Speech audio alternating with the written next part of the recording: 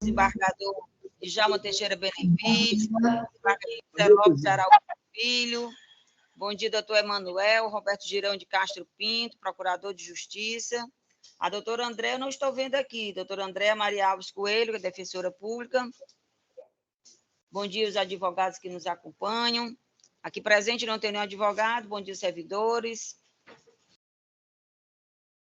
havendo quórum, né, só tem nós três, mas há quórum, né? Os nossos colegas, Jaime, desembargador André, estão de férias. E bom dia, os advogados estão chegando. Então, eu declaro abertos os trabalhos da 36ª sessão da Terceira Câmara de Direito Privado do dia 27 de setembro de 2023, invocando a proteção de Deus. Amém. Amém. Passo a primeira sobre a ata da sessão anterior, se todos aprovam. Aprovada. Aprovada. Então, declaro aprovada a ata da sessão anterior. A Lorena vai fazer a leitura dos adiados e retirados. De ordem da presidência da Câmara, passo agora a leitura dos processos adiados e retirados de pauta. Número de ordem 21, relatoria da desembargadora Jane Ruth Maia de Queiroga. Agravo de instrumento 0630727, dígito 45.2023.8.06.0000. Relatoria, desembargador Zé Lopes Araújo Filho, ordem 41 da pauta, apelação cível 0002877, dígito 40.2009.8.06.0167. Apelante Newland Veículos Ltda, apelante Toyota do Brasil, apelação Fernando de Oliveira Silva e Neto. 67 da ordem, relator Djalma Teixeira Benevides, apelação cível 025-5874, dígito 43.2020.8.06.0001. Apelante Raimundo Nivaldo Noronha da Costa, apelante Natasha Fernandes Noronha, apelante MAC Empreendimentos Imobiliários, apelante RBG de A Melo Participações e apelado Empreendimentos Pague Menos. Retirado de pauta, 43, relatoria do desembargador José Lopes Araújo Filho, embargo de declaração 0632526, dígito 60.2022.8.06.0000/50.000, embargante Ney Gibson Ferreira Pires, embargada Célia Maria Araújo Silva, e o 63, apelação cível 0000098, dígito 20.2010.8.06.0154. Apelante espólio de Fátima Pimenta Vitor, apelado Ana Maria Carneiro Lima, apelado José Hermano Matias Carneiro, apelado espólio de João de Araújo Carneiro, apelada Rosa Maria Carneiro Lima, relatoria desembargador Djalma Teixeira Benevides. O doutor, o nome do senhor qual é? Olavo Carioca. 45. Nós vamos, então, aqui inverter, a gente seria agora os processos com pedido de vista. Mas... Oba, doutor Djalma. Não. O processo de número de ordem 67, que é da minha relatoria, foi retirado de pauta. Não foi. Eu não pedi para retirar esse processo de pauta. Ele está pronto para julgamento, o voto e tudo. Tu leu o 67? O 67. Que foi adiado?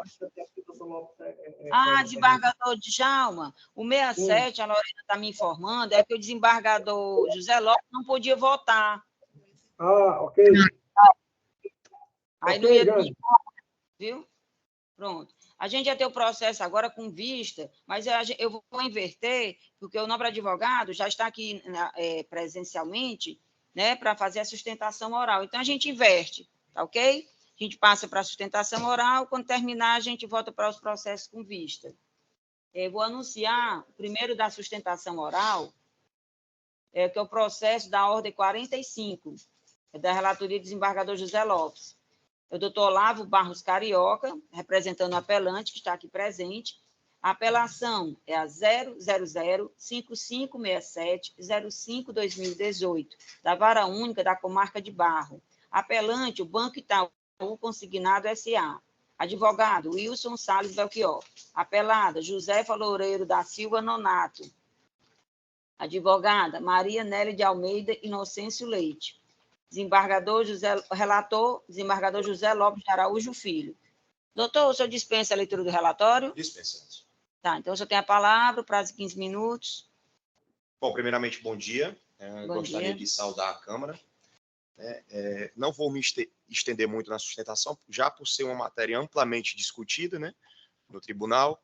E, bom, a ação, ela versa, teoricamente, sobre uma contratação de empréstimo consignado, a qual houve uma inscrição de cadastro de inadimplente por parte da instituição financeira e por conta de um não pagamento das parcelas desses consignados, né? A decisão de piso condenou o meu constituinte ao pagamento de R$4.000 a título de dano moral, mais a retirada, a título de obrigação de fazer, a retirada dos órgãos restritivos de crédito, né? Bom, excelência, aqui a gente não está discutindo a contratação em si, né? Porque, de fato, há a regularidade da contratação. O que a gente vem discutindo aqui é a inscrição no cadastro por conta de um atraso no pagamento dessas parcelas. Então, para eu melhor explanar aqui para os senhores, seria interessante demonstrar como que se dá esse repasse da instituição pagadora para a instituição credora, ora apelante, no caso o banco, né?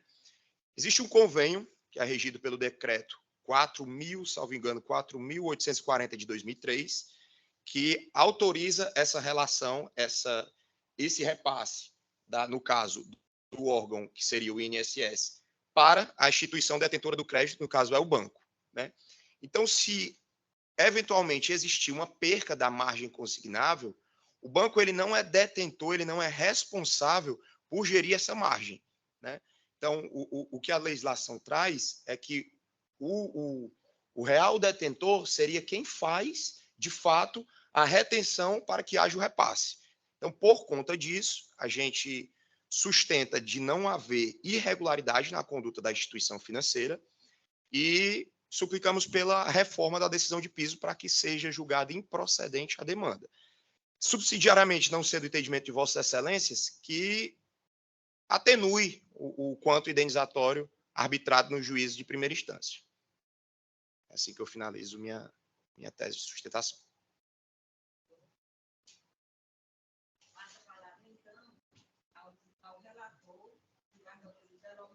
Está sem som, Jânio. Cristão, está sem som. O doutor concluiu a sua sustentação. Eu passo, então, a palavra ao relator, desembargador José Lopes de Araújo Filho.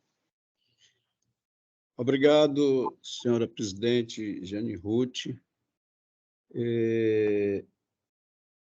Como é o nome aí do advogado do banco, né? Doutor Olavo Barros Carioca. Olavo Barros. Na verdade, excelência, é o contrário. Eu acho que foi... Como é, doutor? É Olavo Carioca Pinheiro Barros. Doutor Olavo Carioca Pinheiro Barros. Foi bom você ter esclarecido, porque ficar Ok. assim. Meu bom dia. Meu bom dia a todos os presentes. Meus cumprimentos ao ilustre desembargador Djalma Benavides, meus cumprimentos ao doutor Olavo Carioca Pinheiro Barros, meus cumprimentos também aos demais presentes aí de forma presencial e de forma virtual. O processo se trata do número 0005567-05-2018. Passo à leitura da ementa. Apelação cível, ação declaratória de inexistência de débito, acumulada compensação por danos morais e obrigação de fazer. Empréstimo consignado, desconto em benefício previdenciário com parcelas debitadas mensalmente, inversão do ônus da prova. Ausência de demonstração da inadimplência. Falta de aviso à devedora quanto ao não desconto da parcela em seus proventos. Inclusão do nome da parte autora em cadastro de inadimplentes. Falha na prestação do serviço. Dano moral caracterizado. Mensuração do dano. Condenação em R$4.000. Sentença mantida, recurso conhecido e provido. As partes são Josefa Lourenço da Silva Nonato, apelada, e o Itaú é o apelante. Confere? Confere, César. Versa o caso acerca do pedido de condenação da ré ao pagamento de indenização por danos morais em razão da negativação indevida do nome da autora nos anos de 2015 e 2016, referente à suposta inadimplência de parcelas de empréstimos consignados firmados entre as partes, cuja regularidade da contratação foi comprovada.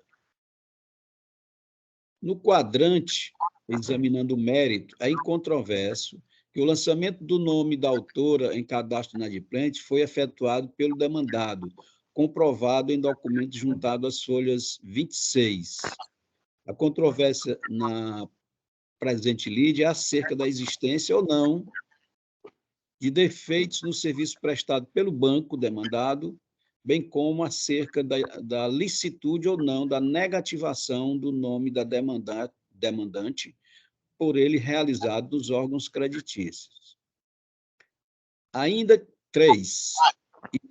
Ainda que a recorrente alegue que a negativação decorreu do não pagamento da parcela de empréstimo consignado, cumpre destacar que a autora possuía a legítima crença de que a dívida seria devidamente quitada nos exatos moldes contratados.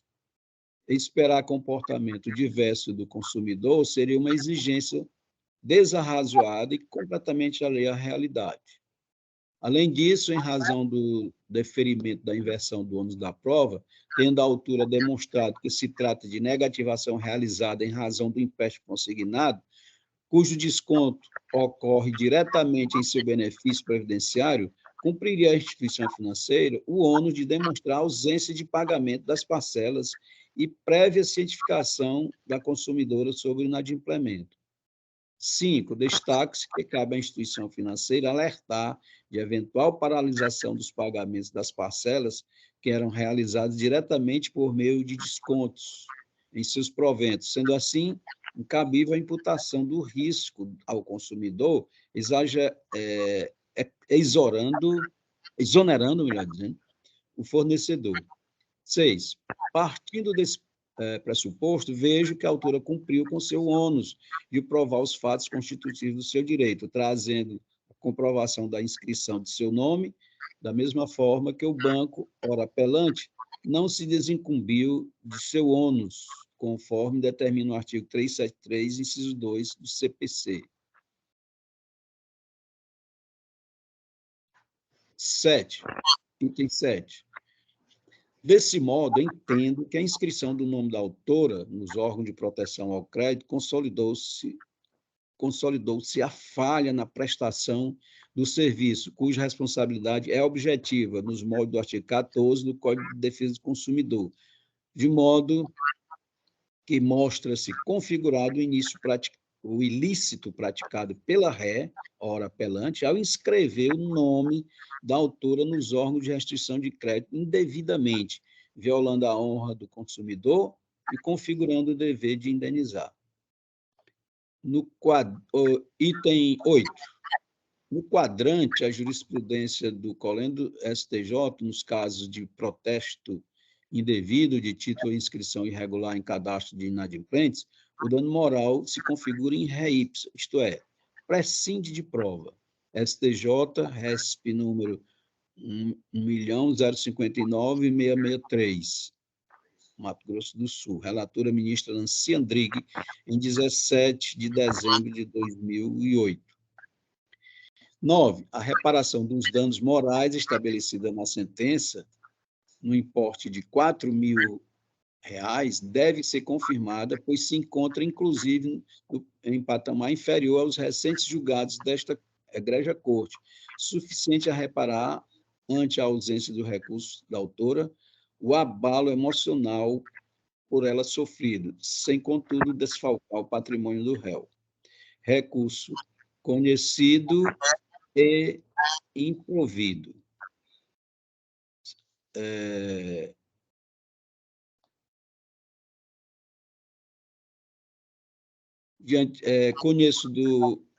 Conheço e nego provimento ao recurso apelatório, eis que o decisório recorrido não merece reproche. Deixo de majorar os honorários sucumbenciais aplicados ao apelante réu, uma vez que não houve trabalho adicional realizado em grau recursal ante a ausência de contrarrazões. É como voto, senhora presidente, submeto aos demais pares. Obrigada, desembargador José Lopes. Eu passo a palavra, pela ordem, para o desembargador Djalma Teixeira Benevides. Bom dia, presidente Jane Ruth. Bom dia, desembargador José Lopes. Bom dia ao nobre advogado. Bom dia ao meu grande amigo, Emanuel Roberto, Irão de Castro Pinto, ilustre procurador de Justiça. Bom dia, doutor Andrés, que vai nos ouvindo aí, representante da Defensoria Pública. Eu já votei preliminarmente, examinei e votei, concordei em gênero, número e grau, como diz a história, com o voto do nosso desembargador relator. Eu reafirmo o voto prévio e voto com o relator. Obrigada, desembargador Djalma. Eu também ratifico o voto já dado provisoriamente, acompanhando a relatoria. Então, passo a ler aqui, então, a decisão da Câmara. A Câmara, por unanimidade, conheceu do recurso para negar-lhe provimento. Obrigada, doutor. Obrigado, Senés. O próximo é o 59, é o doutor Cícero Wellington Batista do Nascimento. Esse aqui é da relatoria do desembargador Djalma. Doutor Cícero, ele representa a parte apelada. O doutor Cícero se encontra virtualmente.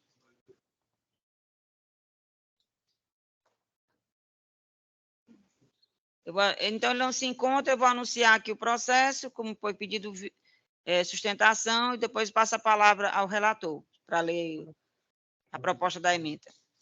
É uma apelação 0054-599-64-2021, da primeira vara civil da comarca de Juazeiro do Norte. O apelante é JF Comércio de Material de Construção Limitada, João Feitosa dos Santos, advogados, Tiago Bezerra Tenório da Silva, Cícero César Quezado Fernandes. Apelado é William Batista do Nascimento, advogado Cícero, dois Cícero com advogado, Cícero Wellington Batista do Nascimento. Relator, desembargador Djalma Teixeira Benevides.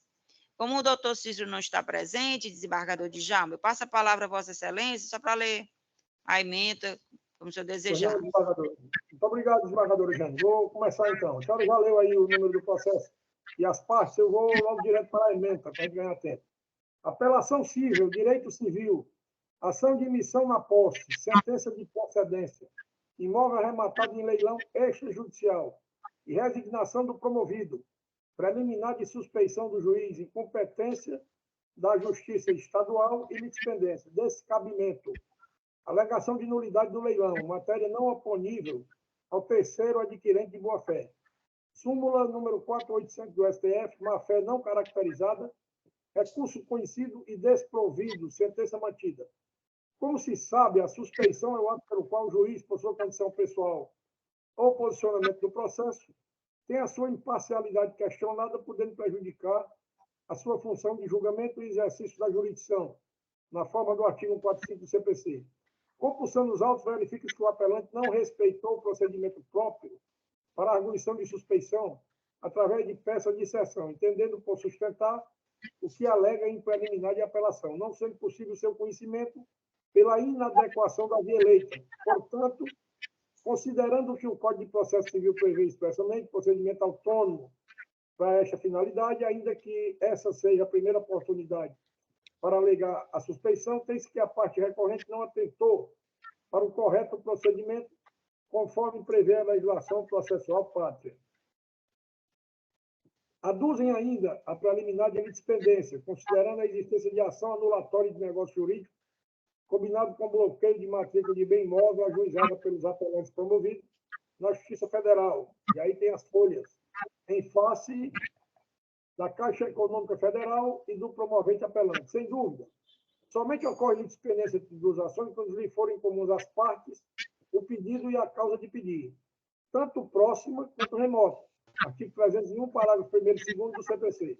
Ocorre que, como apontado pelo juízo da primeira instância na sentença recorrida, a situação não se configura como litispendência, visto que as ações têm como objeto instrumentos diferentes. De igual modo, entendo que a preliminar de incompetência absoluta não deve ser acolhida, pois os apelantes promovidos argumentam que a Justiça Estadual seria incompetente para processar a julgação, na medida em que os autos precisariam correr na Justiça Federal, uma vez que a Caixa Econômica deveria obrigatoriamente figurar no polo passivo da presente demanda. Reforço que nos presentes autos discute-se a ação de natureza petitória, com fundamento no domínio do imóvel, já devidamente comprovado em nome do promovente apelado. De início, tem-se que a alienação fiduciária de bem imóvel é regulamentada pela Lei 9.514/97, a partir de seu artigo 22, que define o Instituto, e ainda prevê a consolidação da propriedade do imóvel pelo credor fiduciário, no caso de inadimplemento do devedor e outras medidas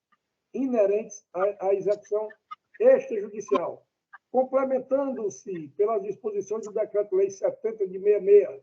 Além de ser, a alegada nulidade no procedimento do leilão do imóvel não atinge os direitos do adquirente de boa-fé, dada a distinção do veículo jurídico formado pelo alienante fiduciário e o devedor em relação ao arrematante do imóvel em leilão, conforme jurisprudência sedimentada pelo Colégio Superior Tribunal de Justiça e pelo TJCE. Assim, eventual litígio existente entre o recorrente e a instituição financeira, credora fiduciária do imóvel, não obsta a pretensão de emissão na posse do bem adquirido por terceiro de boa-fé. Sob esse enfoque, a litigância de má-fé não se confunde com direito de defesa ou de ação, traduzidos no simples exercício do direito que assiste a parte de provocar a tutela jurisdicional do Estado. Quanto ao requerimento de condenação por litigância de má-fé pelo apelado e suas contrarrazões, alega que a parte apelante não cumpriu a decisão liminar e nem recorreu, e que busca meio inidôneos e meramente protelatórios para suspender a decisão liminar de emissão de posse.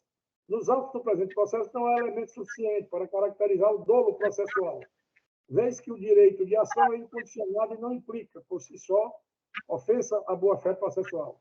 Recurso conhecido e improvido. Sentença mantida. Ok, desembargadora? Obrigada, desembargador Djalma.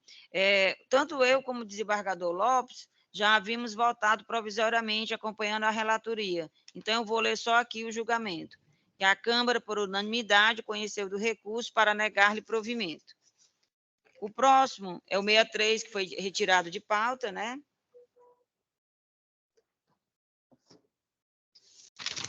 Então, o seguinte é o 33, é o último do pedido de sustentação. A doutora advogada é a Larissa Alves Vieira, representando o apelante. Ela já está virtualmente. Bom dia, doutora Larissa. Eu vou anunciar aqui o número do processo. A relatoria aqui é do desembargador José Lopes. Apelação 000-1284-34-2008. É da segunda vara da comarca de Cascavel. Apelante é Ambiental, Projetos e Consultoria em Arquitetura, Urbanismo e Meio Ambiente Limitada. Advogado Rui Nogueira Paz Caminho Barbosa. Apelado Pacífico Júnior. E advogado Francisco Fernando Alencar Fernandes. Relator, desembargador José Lopes. Doutora Larissa, a senhora dispensa. Deve ter algum... Está dando um som.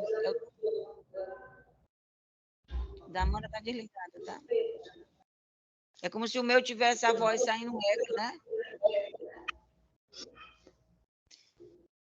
Então, aqui, doutora Larissa, a senhora dispensa a leitura do relatório, ou quer que seja lida?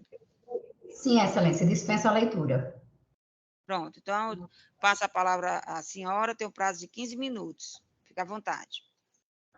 Bom dia a todos, cumprimentar a todos na pessoa da presidente da sessão, a ilustríssima desembargadora Jane Ruth. Sintam-se todos os presentes cumprimentados. A recorrente interpôs recurso de apelação contra a sentença que extinguiu o processo sem resolução do mérito, em razão da ausência das condições da ação. Inicialmente, cabe destacar que o juízo do primeiro grau entendeu por bem julgar antecipadamente o processo, em decorrência de não haver mais produções de provas, e que o processo estaria apto para julgamento. Ocorre que, apesar das inúmeras provas trazidas aos autos, o juízo não havia se convencido de que o esbulho narrado teria ocorrido no imóvel em questão, pois não teríamos trazido uma delimitação da área local. Ora, nós anexamos ao processo matrícula do imóvel, contratos, há também depoimentos testemunhais que asseguram que a ambiental é a proprietária e possuidora de pelo menos parte do imóvel. Caso o juiz tivesse entendido necessária a delimitação da área local e observasse que nos autos não havia tal delimitação, o correto seria determinar a prova pericial e não julgar sem análise do mérito. Um processo, Excelências, que é do ano de 2008, julgado sem análise do mérito, apesar de todas as provas anexadas, apesar dos depoimentos testemunhais. Então, pelo princípio da primazia do mérito, o correto seria fazer o possível para julgar o mérito, principalmente em um processo tão antigo, com tanto tempo demandado já para a produção de provas, para a instrução processual.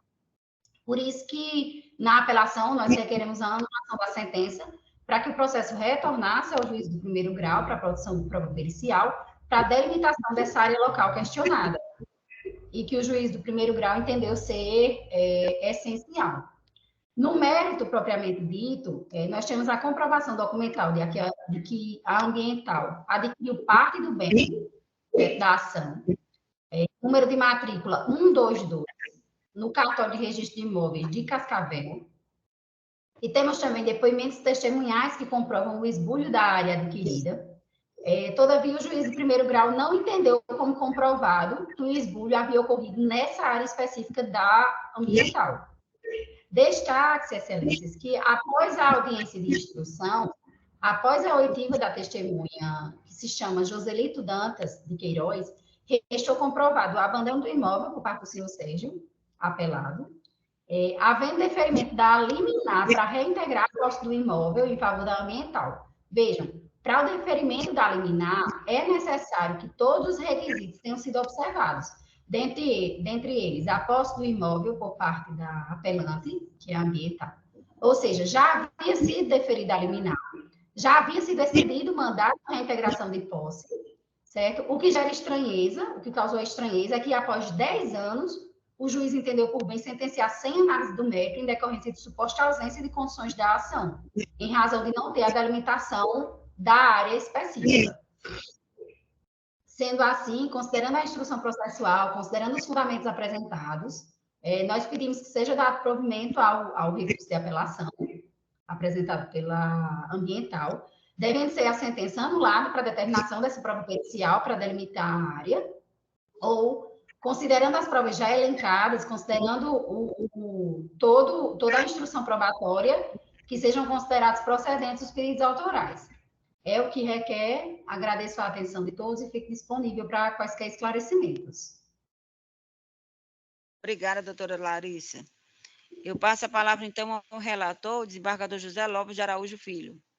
Muito obrigado, senhora relatora, senhora presidente, Jane Ruth. Cumprimento a todos os presentes, inclusive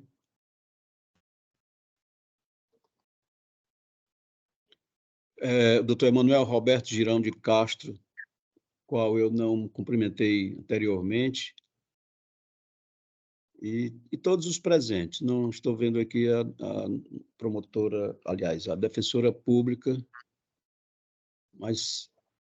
E também cumprimento a doutora Larissa Alves, advogada da parte apelante.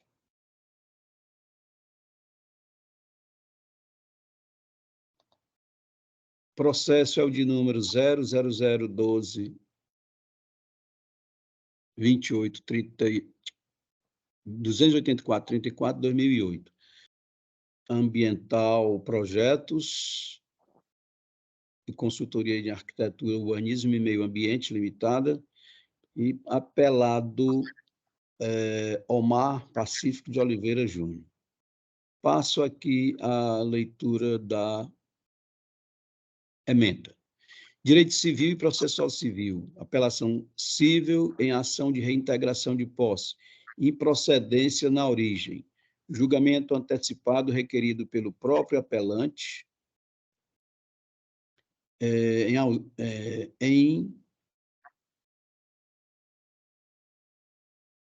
comportamento contraditório, ausência de cerceamento de defesa, ação possessória fundamentada em direito de propriedade, impossibilidade, institutos jurídicos que não se confundem, ausência de comprovação do exercício de posse e esbulho praticado pelo promovido, ônus da prova que competia ao autor, exegese do artigo 373, inciso 1 do CPC, inteligência do artigo 561 do CPC, requisitos não preenchidos, recurso conhecido e improvido, manutenção da sentença que se impõe.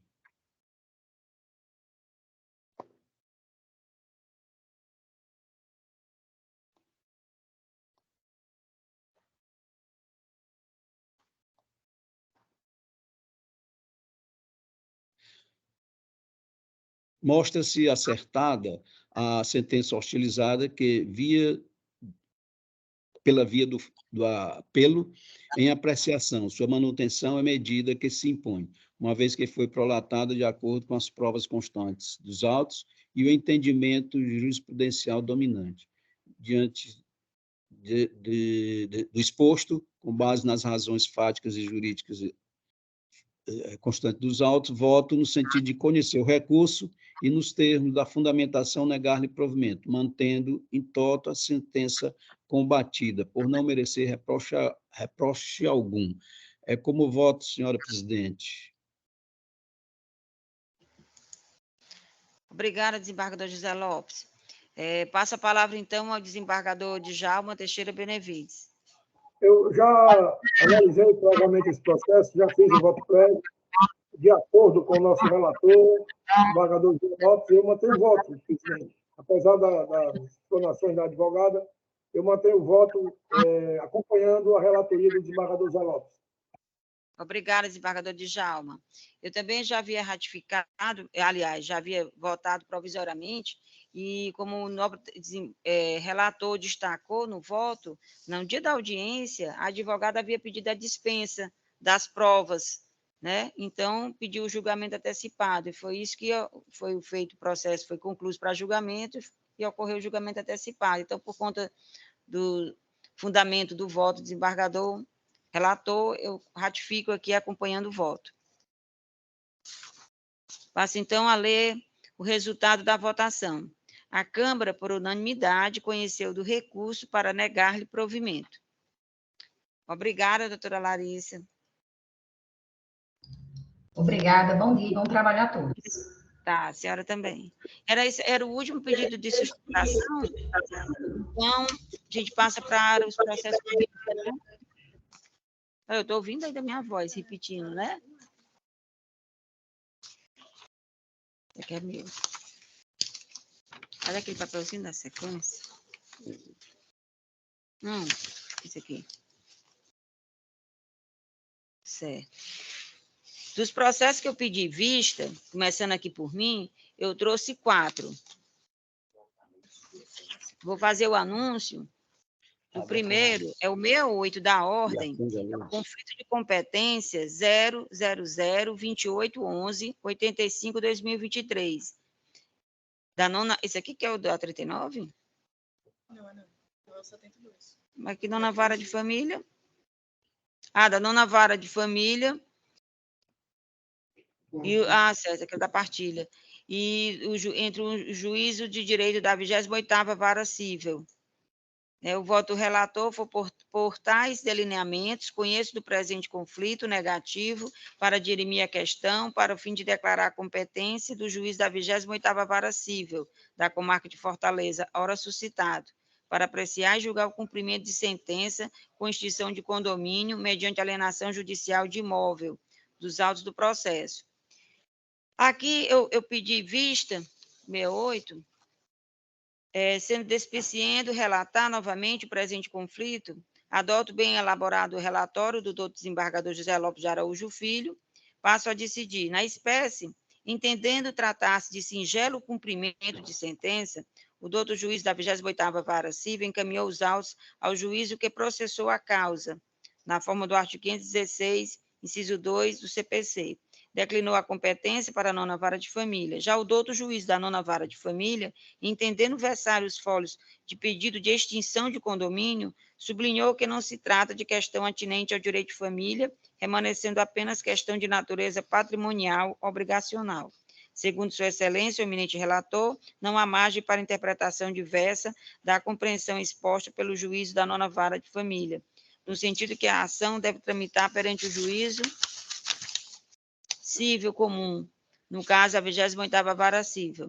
Pois bem, a pretensão exordial é de cumprimento do item 2 do acordo de partilha de bens homologados judicialmente. Com efeito, a controvérsia gira em torno de se definir qual o juízo competente para processar e julgar a demanda na qual se deseja a efetivação da venda de imóvel que resultou da partilha de bens havida em acordo, bem como fruto da metade do valor locatício do bem.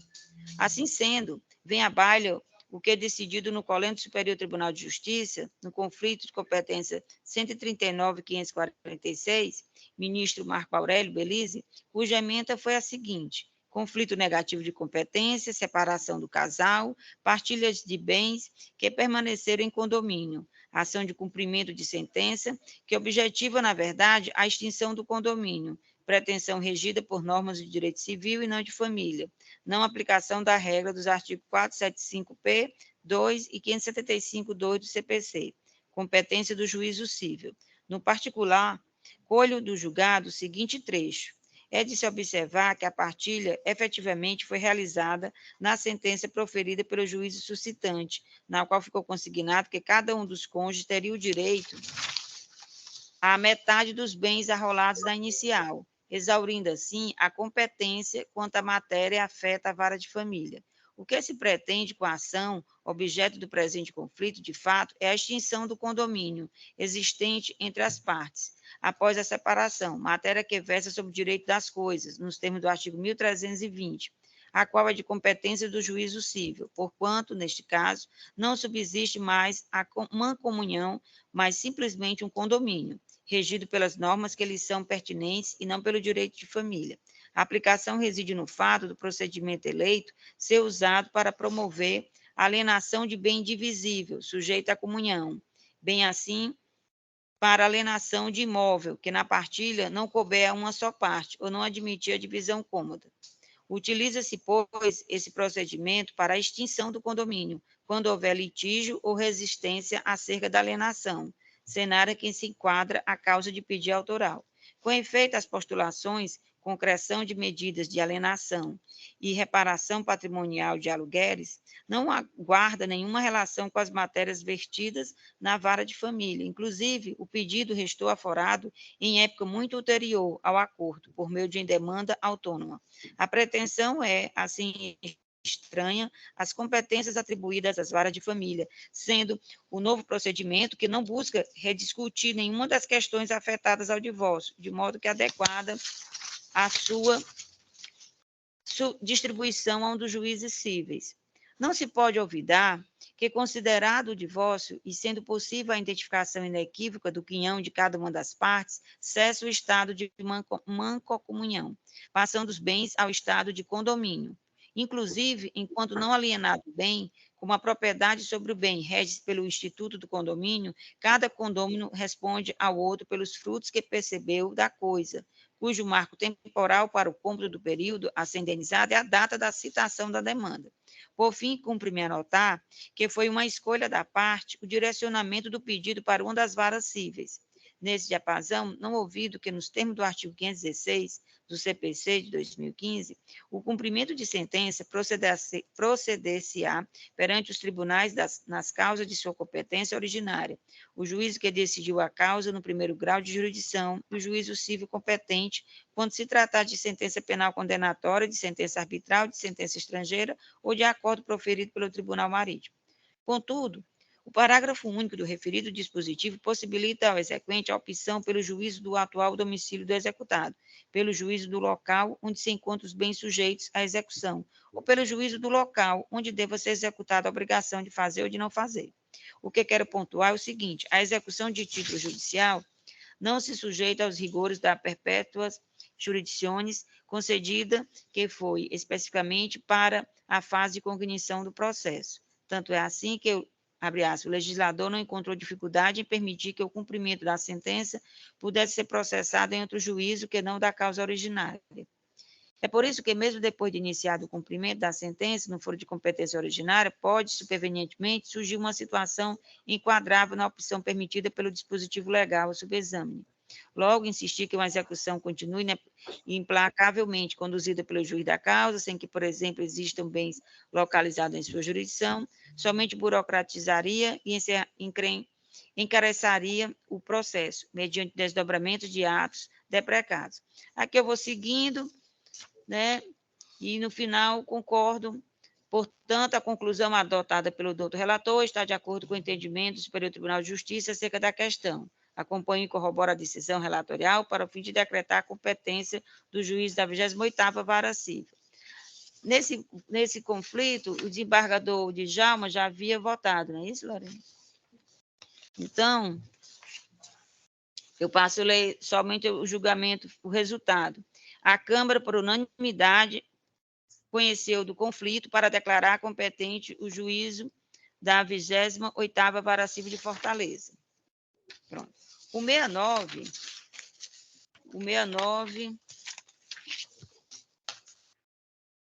é o processo 000-2181-29/2023. É um conflito de competência entre o suscitante, o juízo da 7ª Vara Civil da Comarca de Fortaleza, e o suscitado da 29ª Vara Civil da Comarca de Fortaleza.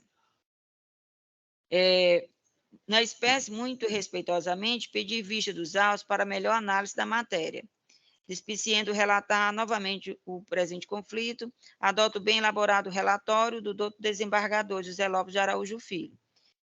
Na espécie, o banco HSBC propôs uma ação de cobrança contra a senhora Terezinha Maria Concrane, então protocolizada no dia 6 de novembro de 2012, postulando o pagamento de parcelas em atraso de contratos de empréstimo pessoal.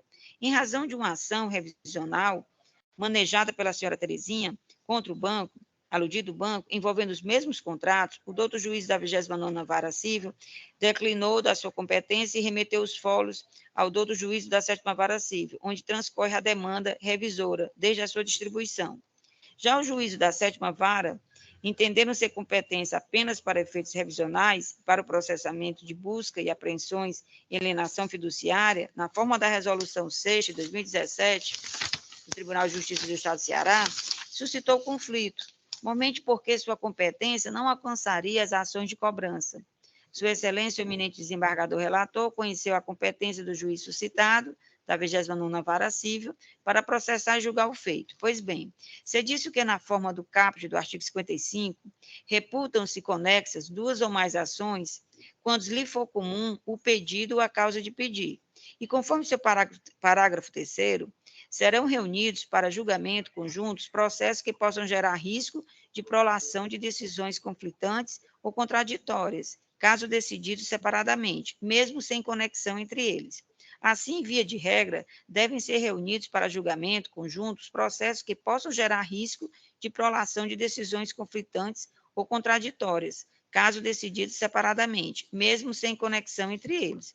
Ocorre que, conquanto haja conexão entre a ação de cobrança e a ação revisional dos títulos que a aparelha, resta, na espécie, inviabilizada a junção das lides para resolução conjunta, em razão do juízo nos quais transitam, não ostentar idêntica competência material, que é absoluta.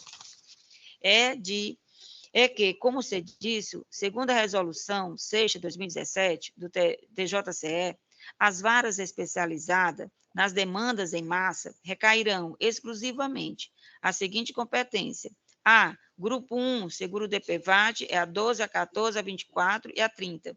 O Grupo 2, as revisionais de contratos bancários e busca e apreensões em alienações fiduciárias, que é essa aqui que envolve a primeira, a competência da primeira, da sétima, que é a envolvida, a oitava, a 16ª, a 32, a 32ª. E o Grupo 3, que execuções de título extrajudiciais, que é a 2ª, a 6ª, a 9ª e a 20. Contudo, de modo a se prevenir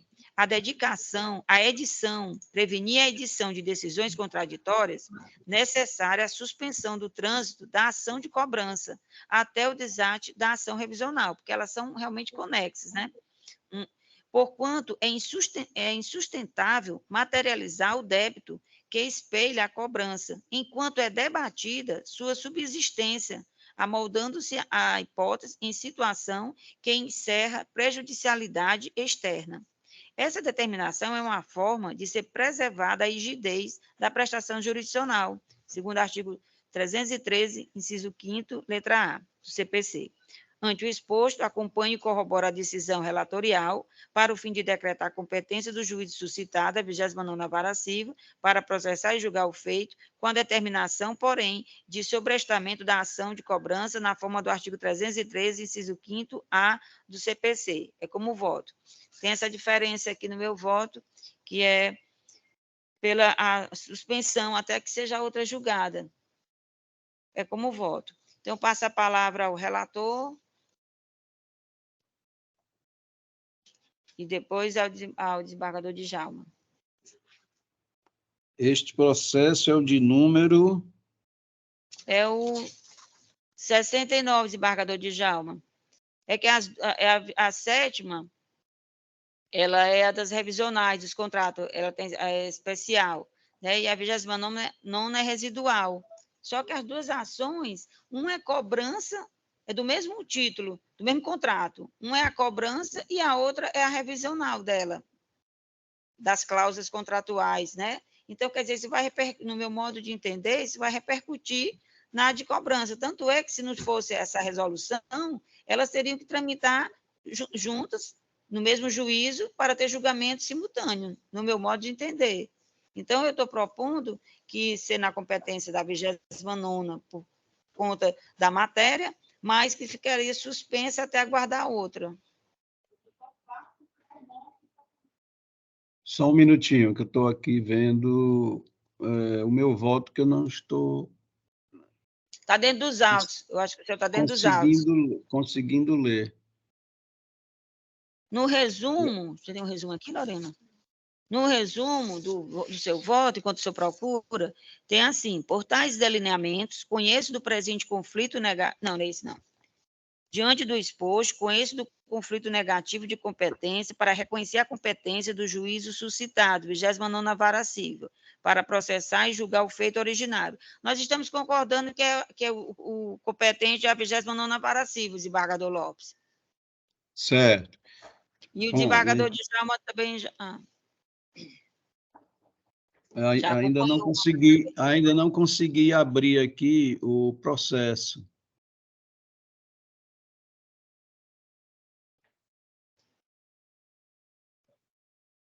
Mas eu acredito que não vai afetar aqui, não. A competência que nós estamos todos reconhecendo que é da 29ª. Da 29ª, certo. Então, eu mantenho o meu voto, né? E quanto a esse acréscimo aí, eu serei o relator, continuarei como relator, né? Acrescento esse acréscimo final do seu digno voto. Obrigada, desembargador José Lopes. Desembargador Djalma? Eu mantenho o voto preliminar, né, onde eu votei com a relatoria e aceitando também o acréscimo que foi determinado no voto visto da desembargadora Jane. Obrigada, desembargador Djalma. Então, passo a ler aqui o resultado, que a Câmara, por unanimidade, conheceu do conflito para declarar competente o juízo suscitado da 29ª Vara Civil para processar e julgar o feito originário, nos termos do voto do relator. Agora vamos para o 72. Esses são os que eu trouxe de vista. Eu trouxe 4, já li 2. Aí o 72. Eu não trouxe o 70 nem o 71, viu, desembargador Lopes? Certo. Eu trouxe o 72. Aguardaremos a próxima sessão. Pronto. Aí o 72 é um conflito também, competência, é o 000-3109-77-2023. O suscitante é o Juízo de Direito da 9ª Vara de Família da Comarca de Fortaleza. Interessados são as iniciais JVS de ARMG e ARPJ-PG. O suscitado é o Juízo de Direito da 4ª Vara de Família, desembargador relator José Lopes de Araújo Filho.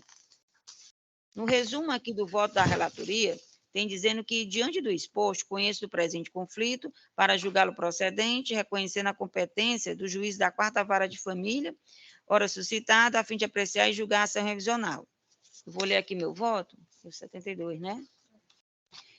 Na espécie, muito respeitosamente, pedi vista dos autos para melhor análise da matéria. Despiciendo relatar novamente o presente conflito de competência, adoto o bem elaborado relatório do doutor desembargador José Lopes de Araújo Filho. Isto posto, passo a decidir. Na espécie, o juiz da 4ª Vara de Família, para o qual o feito foi inicialmente distribuído, considerando o teor da súmula 39 do Tribunal de Justiça do Estado de Ceará, declinou da competência e remeteu os autos ao juízo da 9ª Vara de Família, pois, abre aspas, o promovente relatou que pretende que seja revisto o valor dos alimentos cuja origem decorre de processo que tramitou perante o juízo da 9ª Vara de Família dessa mesma comarca, folhas 10.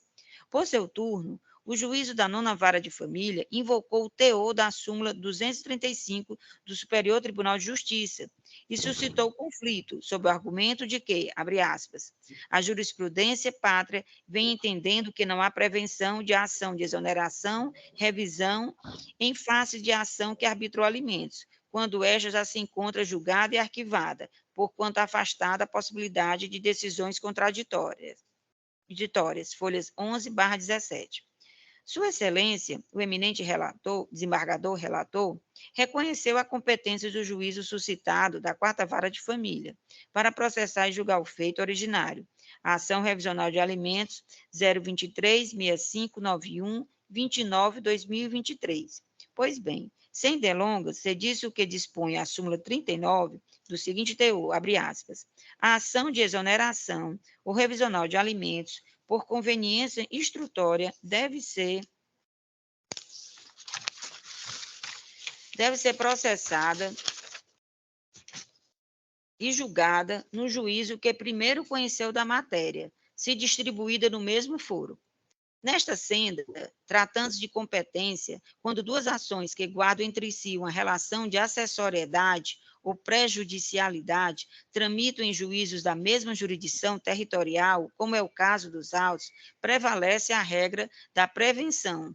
Referência ao Tribunal de Justiça, conflito de competência 017-08-59-82-2015. O relator foi o desembargador Heráclito Vieira de Souza Neto. O órgão julgador foi a 4ª Câmara Civil e a data do julgamento foi no dia 27 de janeiro de 2016. Data da publicação, 28 de janeiro de 2016. Importante registrar que, ao tempo da prolação deste acórdão, de relatoria do eminente desembargador Heráclito Vieira de Souza Neto, com a devida ratificação do teor da súmula 39 deste Tribunal de Justiça, já há muito vigia a súmula 235, que a conexão não determina a reunião dos processos se um deles já foi julgado, que promanada da sua Corte Especial fora publicada no Diário da Justiça em 10 de fevereiro de 2000. Noutros termos, o Tribunal de Justiça do Estado do Ceará, quase 16 anos depois da vigência da súmula 235, através de precedente relatado pelo eminente desembargador Heráclito Vieira de Souza Neto, aplicou a súmula 39 desta egrégia Corte de Justiça e não o enunciado do STJ. Com efeito, o enunciado local não caducou nem caiu em desuso na hipótese em que um dos feitos resta julgado, mormente sob a perspectiva de aplicação da súmula 235 do STJ. Veja-se, a propósito, a redação do parágrafo 2º do artigo 489 do CPC. No caso de colisão entre normas, o juiz deve justificar o objeto e os critérios gerais da ponderação efetuada, enunciando as razões que autorizam a interferência na norma afastada e as premissas fáticas que fundamentam a conclusão. Fecha aspas. Quer dizer, nessa hipótese de aparente colisão entre enunciados, que seria a súmula do 39 do TJ e a súmula 235 do STJ, compete ao julgador explicar o porquê, sob quais critérios e premissas fáticas afastou um ou outro. Noutros termos, o julgador que deixa de aplicar a súmula do 39 do TJCL tem que justificar, fundamentar o porquê, fazendo o necessário distinguir. Trata-se, inclusive, de providência processual positivada no artigo 489, parágrafo 1º, inciso 6º, in verbis, abre aspas.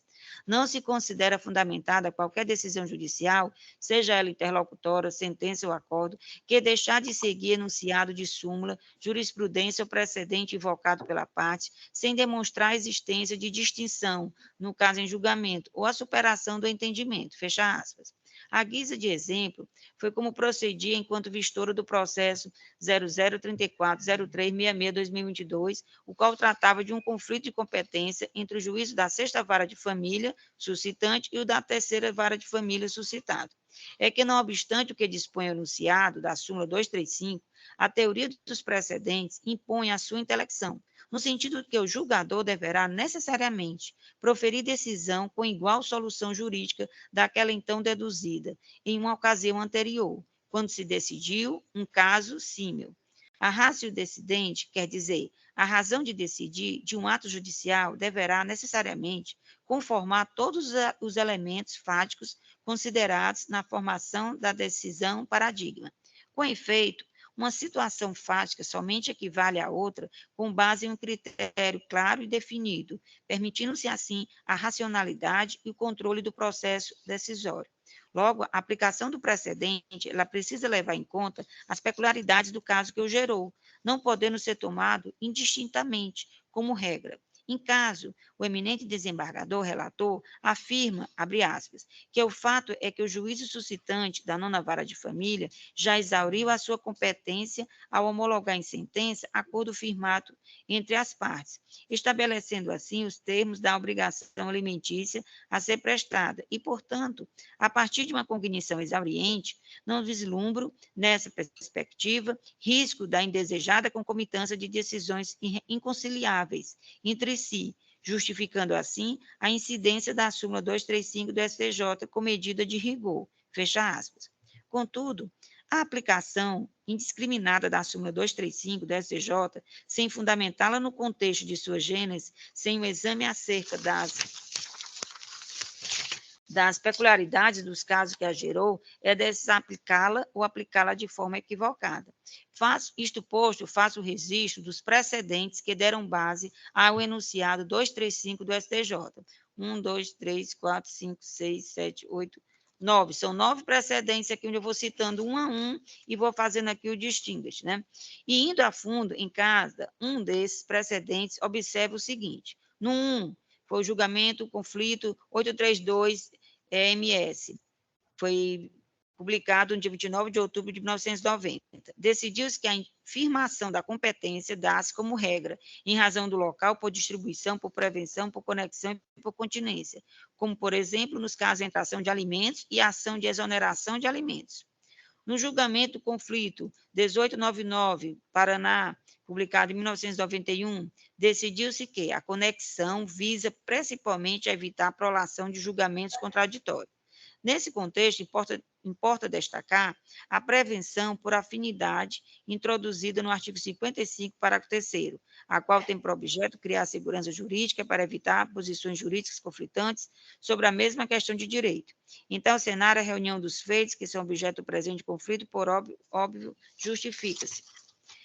O 3, já o julgamento do conflito 3075 da Bahia, publicado em 92, definiu-se que a conexão se verifica quando os feitos se acham em uma mesma instância, situação que a se enquadrar no caso sob análise. Também corrobora a rigidez de uma medida de reunião de feitos. No conflito 13942, de 95, expressamente ressaltou-se que, ressalvado o disposto no artigo 108 e 800, deixa de existir a conexão quando uma das causas já foi julgada. Segundo a redação do referido artigo 108 do CPC de 1973, a ação acessória ela será proposta perante o juízo competente para a ação principal. Chama a atenção a ressalva da Colenda Corte, que é edificar o enunciado 235, abre aspas, somente não há se falar em conexão quando não há relação de acessoriedade.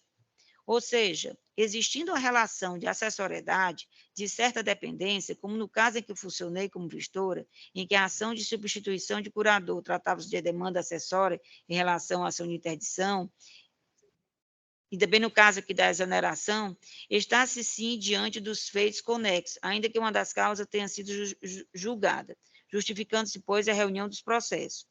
Nos julgamentos do conflito 15.824, do Rio Grande do Sul, publicado em 96, reforça a conexão somente ocorre na mesma instância, tema já tratado. No conflito 22051 de São Paulo, de 1998, salienta-se que a conexão caracteriza quando comum a causa de pedir ou objeto, como no caso em discussão, em que há uma raiz fundamental comum entre a ação de instituição de alimentos e a ação revisional de alimentos. E assim, uma vez mais, justifica-se a reunião de feitos. E no RESP 193.766 de São Paulo, publicado em 99, assentou-se que a conexão constitui matéria de ordem pública, porque visa, sobretudo, evitar decisões desencontradas que possam eventualmente depor contra o prestígio da justiça, situação que novamente fundamenta a reunião de demandas. Posto isso, aplicando a súmula 39, a hipótese, respeitosamente, divirge da decisão relatorial, julgue procedente o conflito e decreta a competência do juiz da nona vara de família para apreciar e julgar a ação revisional, tal. É como voto. Passo a palavra ao relator. Muito obrigado, senhora presidente. Ouvi atentamente a leitura do seu voto vista, mas tenho a acrescentar aqui o seguinte, neste caso se cuida de um conflito de competência civil, em que os outros juízes da nona vara de família e da quarta vara de família desta capital divergiram quanto à competência para processar e julgar a ação revisional de encargo de alimento. Processo número 0236591-29/2023. O suscitado, ou seja, o juiz da quarta vara de família, para o qual o feito foi inicialmente encaminhado, remeteu os autos ao juiz da nona vara de família, pois este foi sede do trâmite da respectiva ação de alimentos precedente. Nessa ótica, considerou que a nova demanda deveria ser distribuída por dependência com base na súmula 39 do Tribunal de Justiça do Estado do Ceará. O feito chegando ao juízo da nona vara de família, conforme se vê as folhas 11 e 17, divergiu do entendimento exarado e argumentou que o caso não atrairia a distribuição por prevenção, pois a demanda de origem já teve seu trâmite encerrado, inclusive com sentença transitada em julgado. Para tanto, invocou o teor da súmula 235 do STJ. Né? Esta súmula, a desembargadora Yaniut já leu, mas diz assim: a conexão não determina a reunião dos processos se um deles foi julgado. Não tem exceção. Não foi julgado, se um deles já foi julgado, então não tem exceção nenhuma. E eu acho que se o STJ quisesse fazer uma exceção, ele teria feito um acréscimo a esta súmula, né? Mas ele não tem exceção, são todas as ações. Como visto, a controvérsia reside na identificação da competência do órgão jurisdicional para conhecer e julgar o pleito de revisão de encargos alimentícios, o qual busca modificar o quanto estipulado. Sem perder de vista o contexto fático, é relevante, portanto, verificar se a prestação alimentícia formalmente regulada pelo juízo da 9ª Vara de Família da Comarca de Fortaleza torna-o competente para apreciar a pretensão revisional. A 9ª Vara, eu repito, foi onde tramitou a ação de alimentos. Nesse panorama das considerações lançadas nos autos, a par do firme entendimento que tenho sobre a temática debatida, inclino-me a concluir que a competência para examinar a matéria objeto da ação revisional é do juízo suscitado, ou seja, o juízo da 4ª Vara de Família, para quem o processo inicialmente foi distribuído. E exponho os motivos do meu entendimento. De início, entendo relevante relembrar que o artigo 43 do CPC determina que a competência é fixada no momento em que a petição inicial é distribuída a um dos juízes que, pela previsão normativa em abstrato, podem apreciar a matéria jurídica versada no litígio e atuam numa mesma comarca, onde o autor propôs sua demanda. Contudo, a norma processual prevê exceções a essa regra, de modo que a competência para julgar uma ação originalmente distribuída a um determinado juízo pode ser modificada, dadas as circunstâncias legais observadas em determinado caso.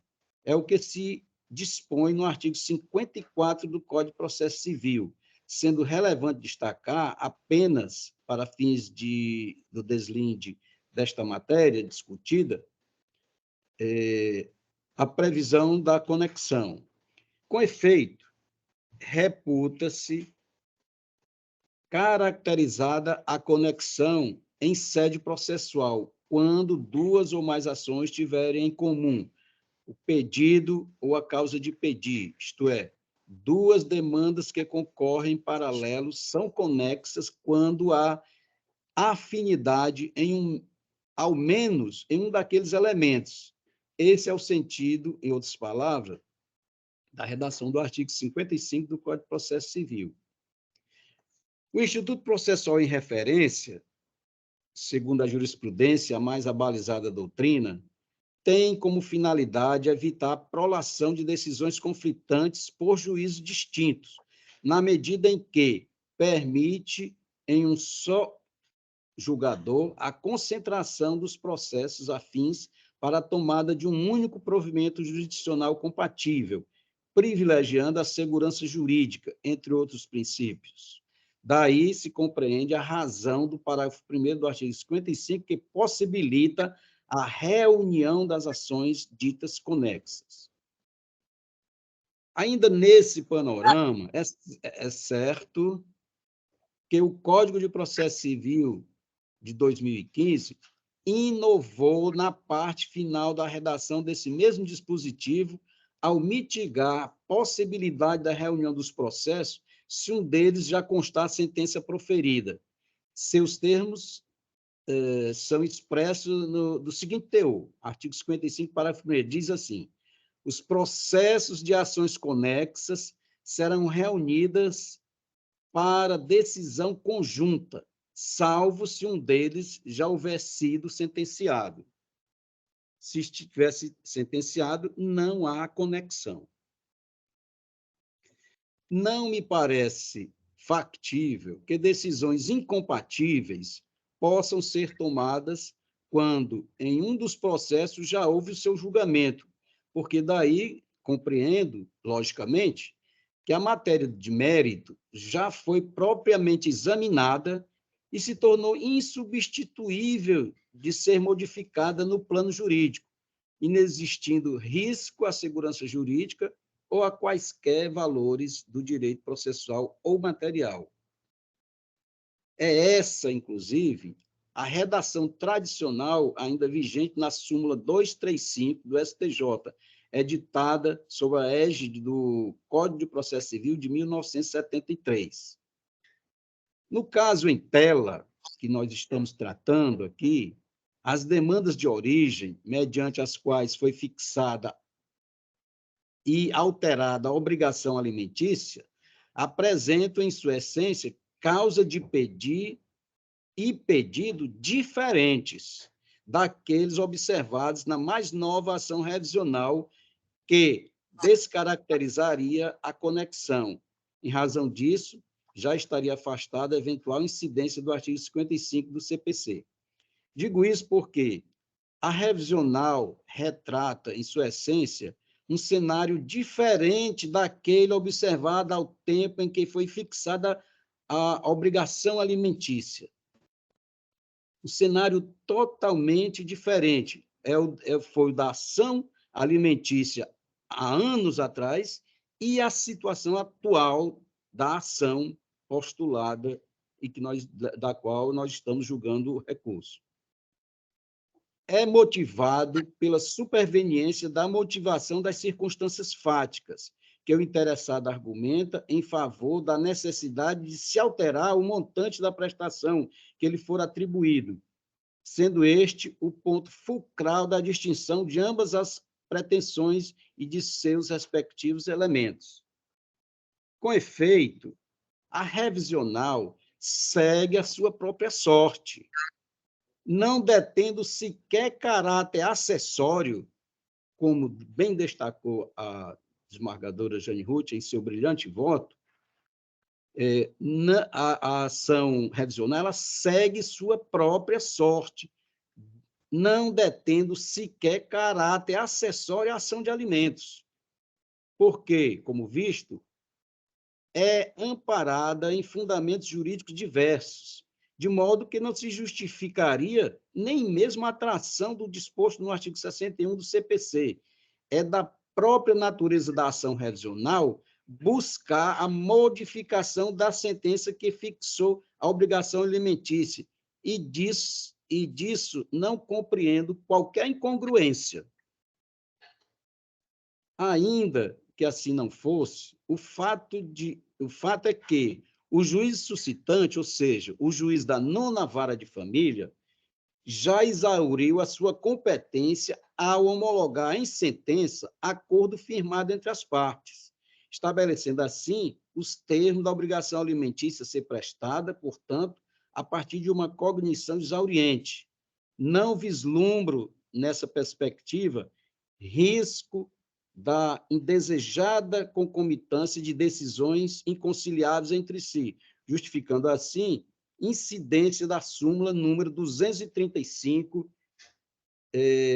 como medida a rigor.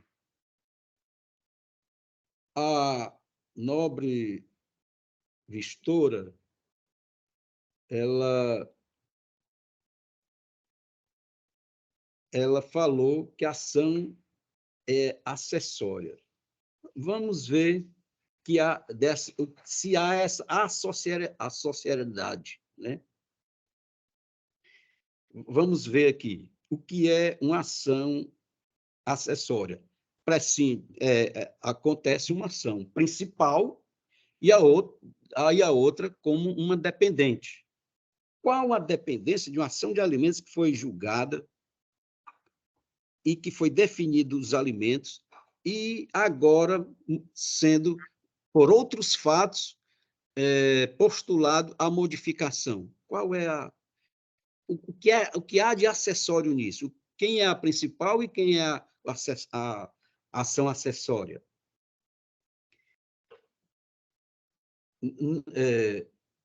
Só um minutinho aí.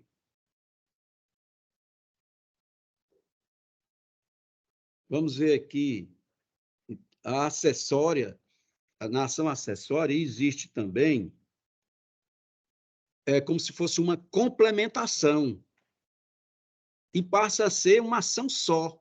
Como é que uma ação de alimentos que foi julgada e hoje ela recebe uma outra para modificá-la e guarda essa situação acessória, como se fosse, porque a acessória é uma continuidade. Elas integram uma só, passam a ser uma só. Como? Como é totalmente inconciliável isso? Não pode ser, neste caso, né? Não pode ser acessória.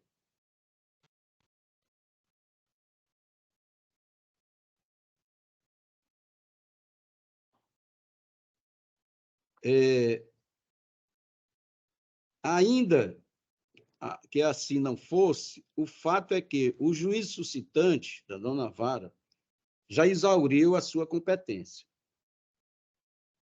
Em tempo, registro que não ignoro o teor da súmula número 39 do Tribunal de Justiça do Estado do Ceará. E em prestígio à jurisprudência desta Corte, até posso admitir a incidência do referido verbete sumular em situações especiais.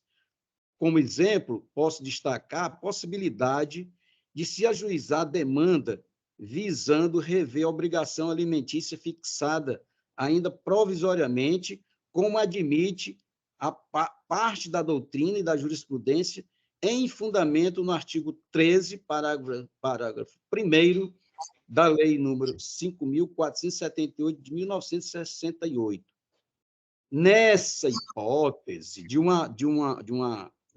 alimentos fixados provisoriamente, nessa hipótese, certamente a orientação do nosso tribunal é aplicável, devendo a demanda seguir o juízo que fixou o encargo, mas não numa ação que já está julgada há muito tempo e mediante outros fatos. Entretanto, no presente caso, no qual não antevejo qualquer prejuízo à instrução probatória. Também observo, em maior escala, a aplicação dos fundamentos jurídicos, ora elencados, norteados principalmente a orientação do Superior Tribunal de Justiça, o STJ. Com razão, não constato óbice ao autor em reunir elementos probatórios para robustecer seu pleito revisional e propô-lo mesmo perante juízo diverso daquele que fixou a obrigação alimentícia. Tampouco inexiste prejuízo à parte adversa em sustentar pretensão contrária, sendo plena a admissão de todos os meios de provas admitidos. Aliás, vários julgados proferidos na ambiência desta Corte perfilham do mesmo entendimento e os citei oportunamente no meu voto. No meu voto constam várias decisões desta Corte na situação semelhante à que nós estamos tratando, e aplicando-se a súmula número 235 do STJ.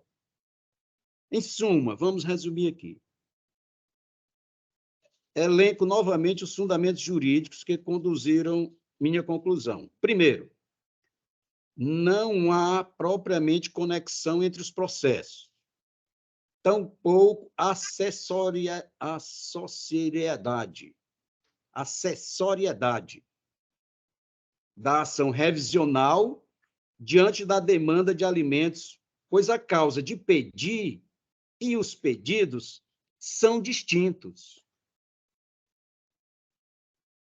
Causa de pedir e o pedido são distintos, são outros fatos. Como é que eu vou dizer que é acessória, que será uma continuação daquela ação primeira já julgada? 2. Ainda que houvesse conexão, não há risco de prolação de decisões conflitantes, porquanto aquela ação antiga de alimentos já transitou em julgado. 3. A própria natureza da ação revisional já traz, em sua essência, a possibilidade de se rever a decisões tomadas na demanda de alimentos, inexistindo conflito nisso. 4. A súmula 235 alcança o presente caso em sua plenitude, não se cogitando de aplicação da súmula 39 do Egrégio Tribunal de Justiça do Estado de Ceará. Nesse sentido, são vários os precedentes desta Corte cearense que aplicam o enunciado da Corte Cidadã.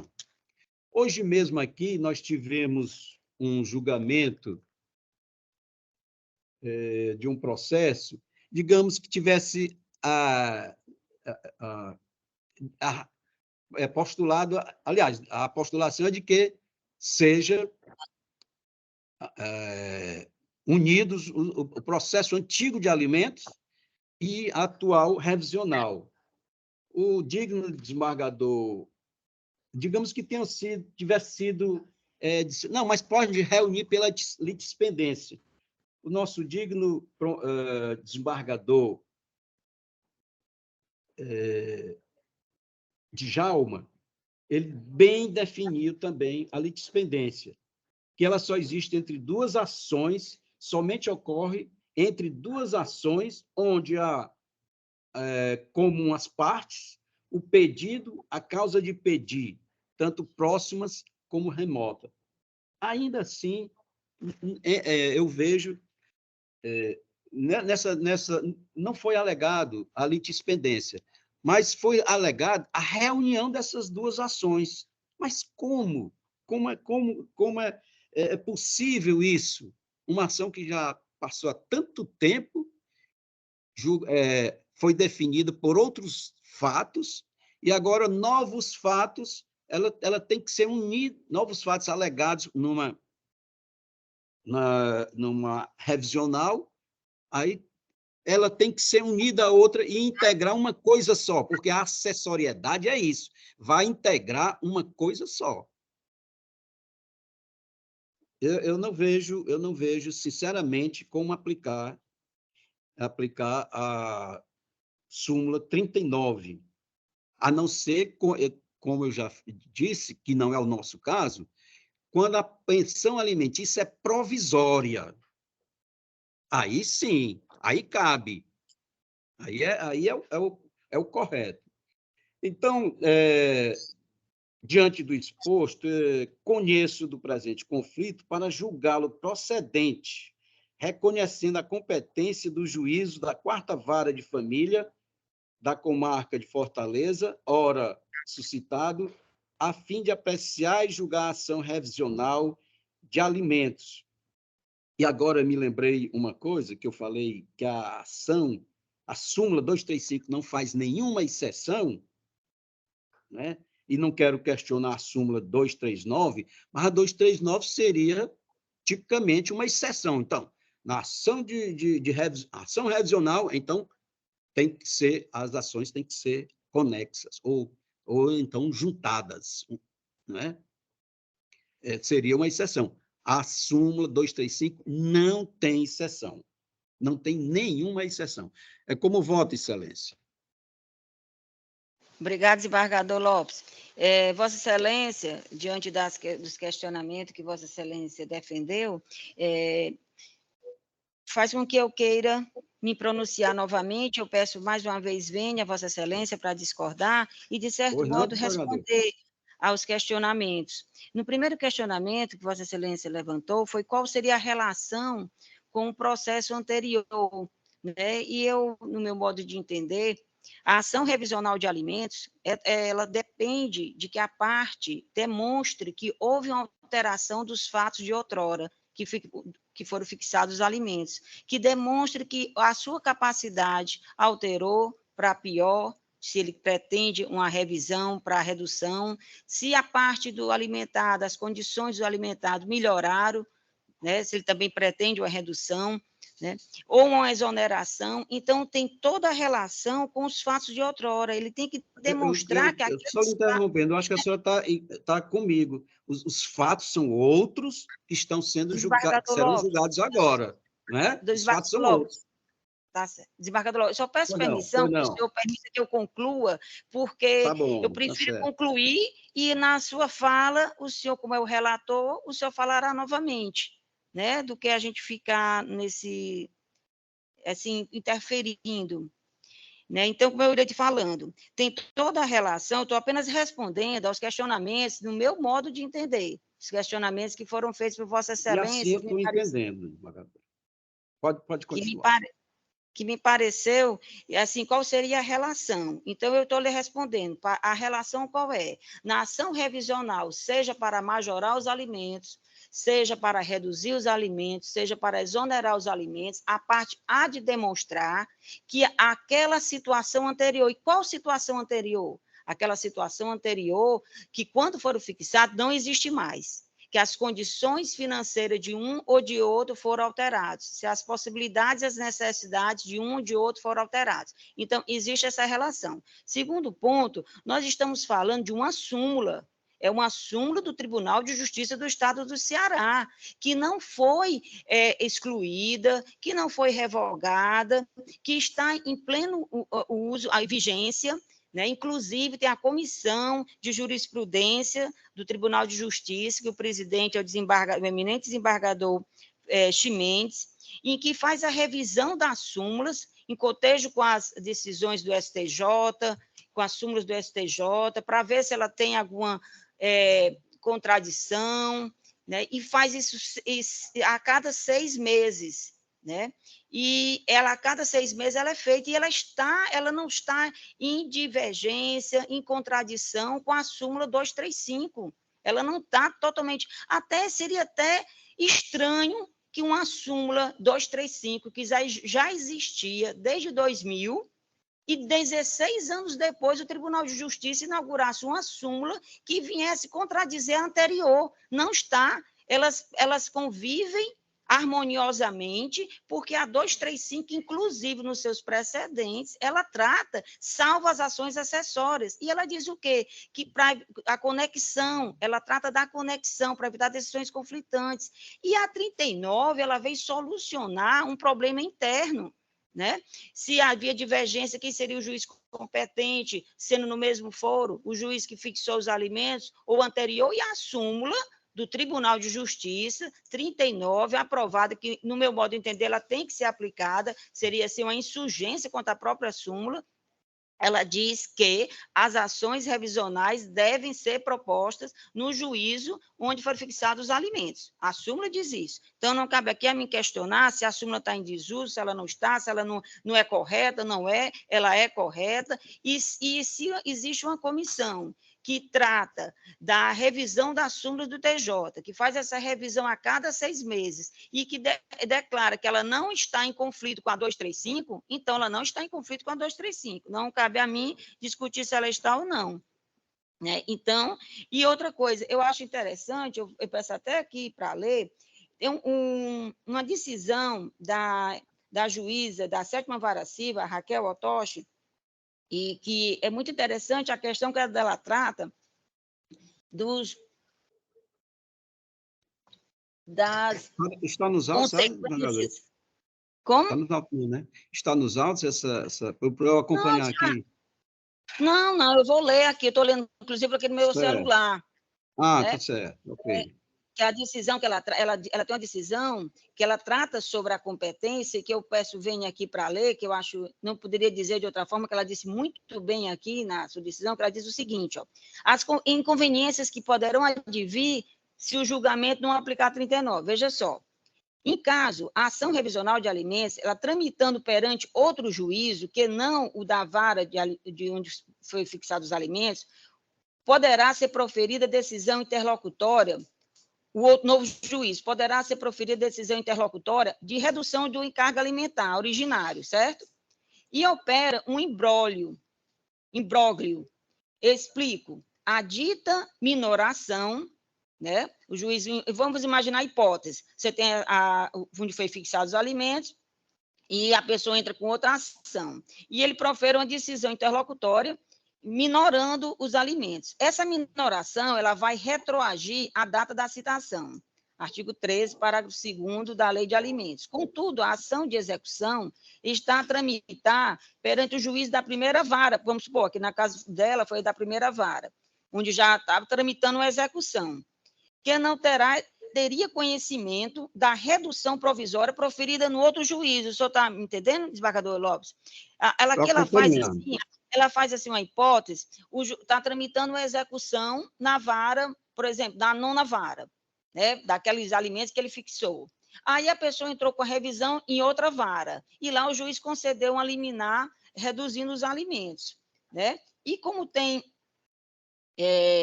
que não teria conhecimento, o outro juiz da 9ª vara não teria conhecimento da redução provisória proferida no juízo revisional. E como as ações, o senhor bem sabe, pela sua experiência na vara de família, as prestações alimentícias, ela é de forma continuada, né? Então, você recebeu as 3 antigas e todas que vão se vencendo no curso do processo. Quer dizer, só que em determinado momento do curso do processo, da execução, há uma redução em outro juízo, né? E como poderá também haver uma redução em outro juízo. Então, em determinado momento do tempo, aquele valor dos alimentos vai ter sido alterado. E aqui continua, né? Então, ela diz, nesse ínterim, o executado ele pode vir a sofrer vários atos de constrição, seja o da liberdade de direitos, seja expropriatórios. Ela diz aqui mais, a prevalência do princípio da economia processual, eu pulei aqui um pouquinho, é bem aqui, onde ela diz que ela vem dizendo, destaca-se uma comunhão de fatores para definir a competência prevista na súmula 39 do Tribunal de Justiça, de que a ação de exoneração ou revisional de alimentos por conveniência instrutória deve ser processada e julgada no juízo que primeiro conheceu da matéria, se distribuída no mesmo fórum. Dentre eles, aí ela vem citando aqui, eu li a parte final, eu estou retornando para ficar mais compreensível, lendo da parte inicial, onde ela trata desse tópico. A letra A, o não trânsito em julgado material, ela trata aqui o não trânsito em julgado material do encargo alimentar, pois apenas no aspecto formal transita em julgado. B, a aplicação da súmula 621 do STJ, que dispõe que os efeitos da sentença que reduz, que majora ou exonera os alimentos do pagamento retroage à data da citação, vedadas a compensação e a repetibilidade, implicando modificação de circunstâncias nas ações de execução de alimentos, que se processa perante o juízo que fixou os encargos e repercute na liberdade do alimentante, na propriedade privada de seus bens, direitos e na restrição de direitos, advinda do inadimplemento das prestações alimentares. Aí a letra C, a possibilidade de transmitir o pedido de cumprimento de sentença transitado em julgado nos próprios autos da ação de conhecimento, né, que é fixar os alimentos. E no caso de execução de sentença não transitada em julgado, ou de decisão de alimentos provisórios em autos apartados, mas em ambos os casos, perante o juízo de origem, aquele que fixou os alimentos originários. Justifica-se a aplicação da súmula 39 para garantir a segurança jurídica das decisões judiciais, evitando decisórios tanto em duplicidade quanto, eventualmente, contraditórios, além de restringir a pluralidade de atos de restrição de liberdade e suspensão de direitos de devedor de alimentos, assim mais benéfica para o executado. E ela diz mais aqui, a letra D, a prevalência do princípio da economia processual, evitando impor ao credor de alimentos a obrigação de ajuizar a ação de execução, uma perante o juízo prolator da decisão que fixou os alimentos originários, outra perante o juízo que eventualmente minorou os alimentos e que ainda não foram pagos, pois decisões proferidas por juízo diferente, assim, mais benéfico também para o exequente. A letra C, letra E, a necessidade de conhecer os fatos. O juiz precisa conhecer os fatos e os fundamentos que embasaram a decisão que fixou os alimentos, para fim de verificação se houve ou não a mudança na capacidade financeira do alimentante e na necessidade do beneficiário dos alimentos, que são a razão de ser de uma ação revisional ou de exoneração. Então, ela fala aqui da conveniência instrutória, e que eu achei assim, bem pertinente ler. Foi só esse acréscimo que eu queria fazer, diante das indagações, os questionamentos que Vossa Excelência trouxe. Muito bem. Está com inteira razão a doutora Suiane, é? Não, a Raquel Otoshi. Doutora Raquel, está com inteira razão, no caso de uma execução. Mas aqui não se trata de execução, não. Aqui é outro caso. Nós estamos julgando outro caso.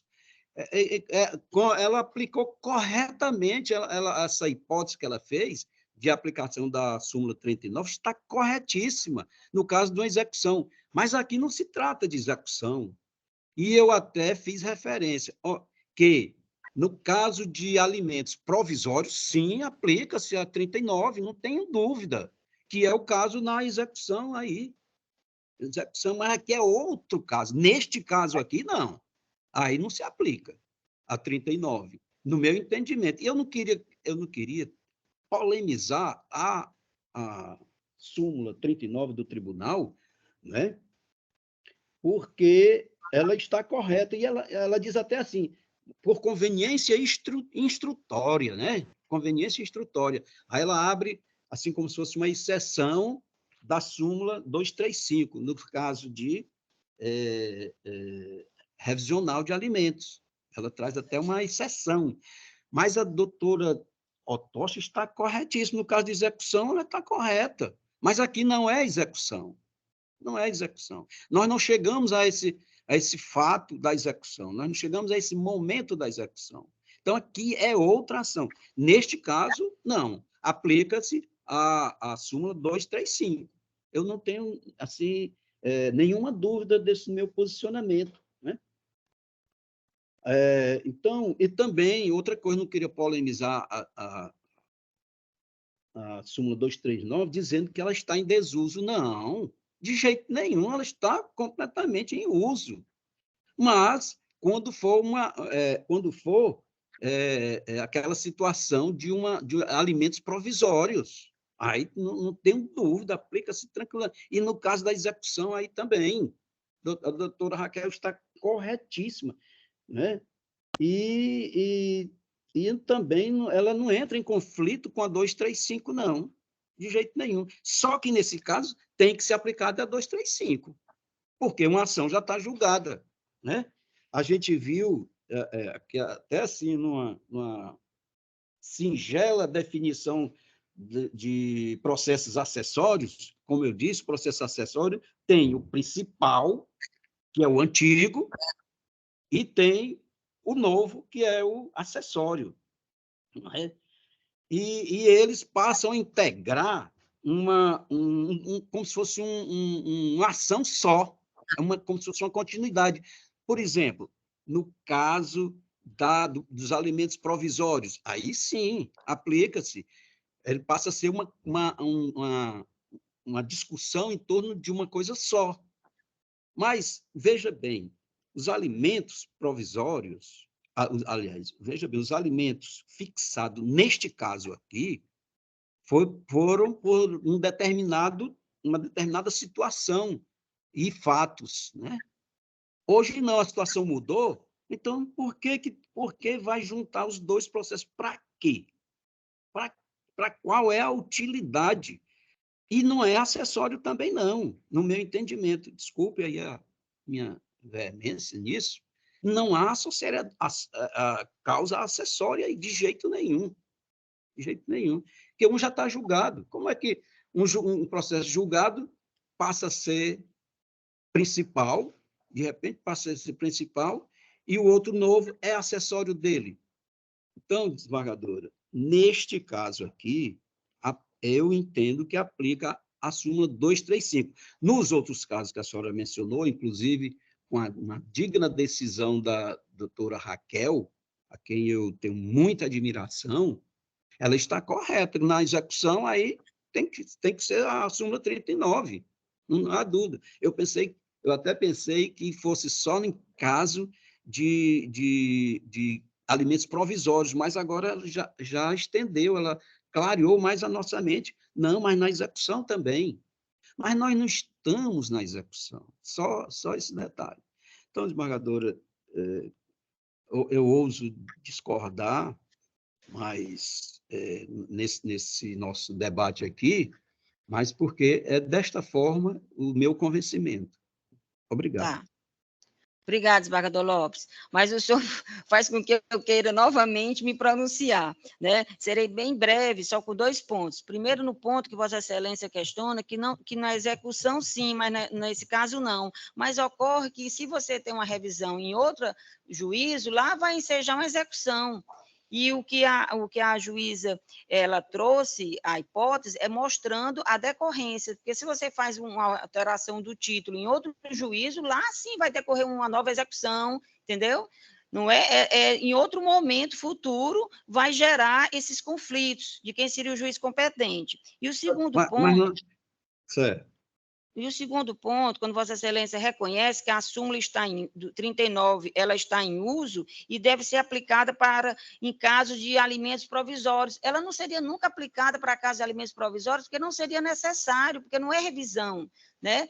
Aliás, não é revisão, não. Os alimentos provisórios, é lógico que as ações precisam ser reunidas, porque se o juiz está analisando a ação de alimentos, fixa os alimentos, e a parte deseja revisar aqueles alimentos provisórios, é lógico que elas têm que ser julgadas simultâneas, né? Ela ia serem processadas, não há nenhum conflito nisso.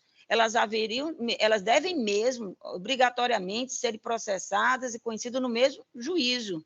Isso aí não tem dúvida. A súmula 39, ela não veio para tratar de alimentos provisórios, não. Ela veio para tratar justamente de alimentos transitados e julgados, né? Tanto é que ela deve tramitar no juiz onde tramitou os alimentos originários. Só essas 2 ressalvas que eu queria fazer, do meu ponto de vista.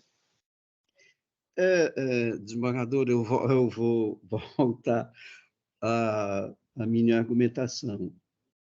Não tenho nada, absolutamente nada contra a súmula 39. Ela é aplicável tranquilamente. Mas aqui nós não estamos tratando de hipótese, nós estamos tratando de um caso concreto. No caso concreto que nós estamos tratando, é diferente. Se a gente for fazer hipótese aqui, mas na hipótese de execução, mas na hipótese disso e daquilo, aí a gente vai estender esse nosso diálogo aqui por muito tempo, né? Mas não é hipótese, é um caso concreto. Neste caso, é a súmula 235. A ação anterior está julgada, ou não está? Está julgada, sim, transitou em julgado, né? Então,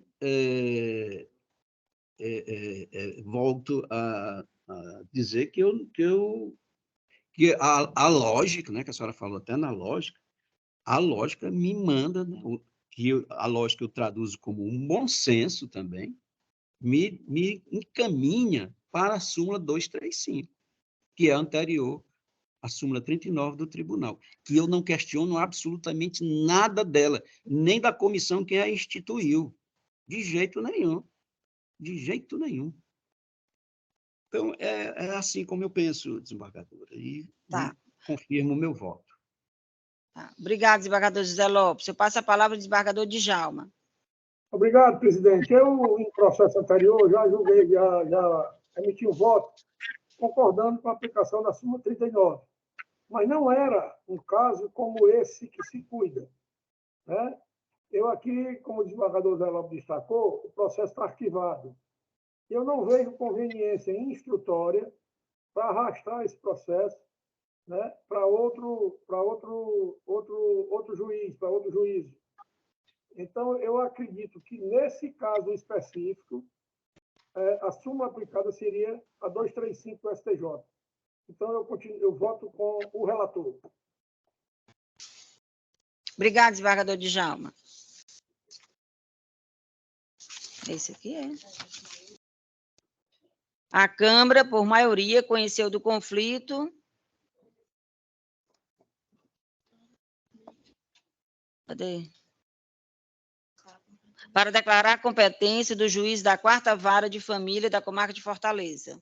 Ora suscitado.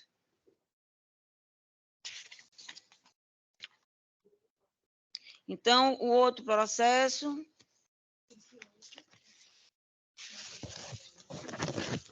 Pronto, então esses eram os processos com pedido de vista, e os processos que não foram votados ainda é o 38, é da relatoria do desembargador José Lopes, é a apelação 0005398-23-2014, da primeira vara da comarca de Massapê. Apelante é Fernanda Maria Gomes, apelante Benedita Muniz Gomes, Vanderlene Cordeiro Campos, Alberto Jorge Gomes, Francisco Jânio Gomes, Ana Maurícia Muniz Gomes Alves, apelado ao Banco do Brasil. O advogado Davi Sombra Peixoto, relatoria José Lopes. Por gentileza, qual é o número dele aí? É o 38 da pauta, desembargador Lopes. Certo. Falta só o desembargador Djalma votar. Passa a palavra ao desembargador Djalma.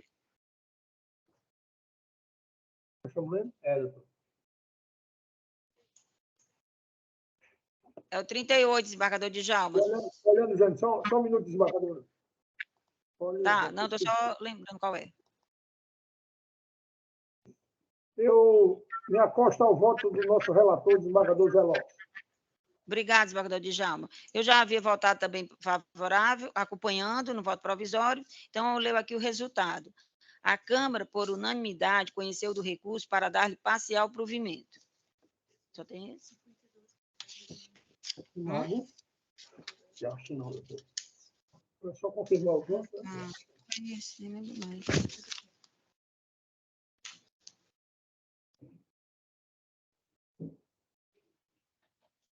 Ao 52, é o último, né?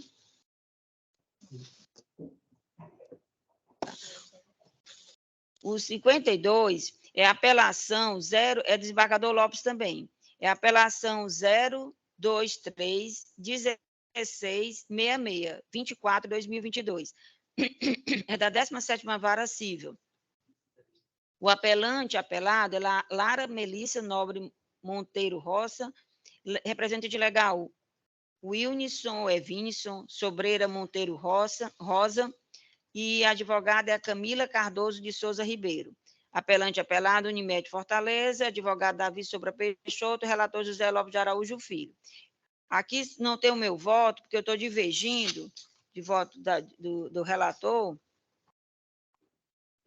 Vou ler logo aqui. Eu até coloquei minha declaração de voto, né? Certo. Pode ler. Deixa eu ler se precisa. É com relação, como consabido, pessoalmente compreendo que, em caso como o presente, não há se falar em dano moral, sendo este o único ponto da minha divergência, desembargador Lopes. Essa disse que a terceira turma do Colégio Superior do Tribunal de Justiça, ela pacificou o entendimento no sentido de que, embora em regra a indevida negativa de cobertura enseja a reparação por dano extrapatrimonial, este deve ser afastado caso haja dúvida razoável da interpretação do contrato, porquanto descaracterizada a conduta ilegítima da operadora do plano de saúde. É o caso, tendo em conta a ausência da previsão contratual e de normatização pertinente, nesse caso. Segundo o doutor relator, é inválida a recusa da operadora em prestar o serviço requerido sobre a justificativa de este não constar no contrato ou no rol da ANS, pois é pacífico o entendimento de ser exemplificativo o rol supracitado.